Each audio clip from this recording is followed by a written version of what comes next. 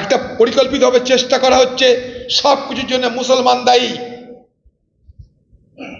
সব কিছুর জন্য মুসলমানকে দায়ী করে যত বেশি প্রচার হবে তত আমাদের জেলা থেকে পরিযায়ী শ্রমিক যারা বাইরের রাজ্যে কাজ করতে যায় তাদের জন্য সমস্যা হতে পারে। তার জন্য পশ্চিমবঙ্গ সরকার কি ব্যবস্থা করছে, আমাদের এই জেলার হাজার হাজার পরিযায়ী শ্রমিক বাইরের রাজ্যে যায়। এই মুর্শিদাবাদের এই দাঙ্গার ঘটনা কিন্তু এরপরে যেভাবে প্রচার চলছে বাইরে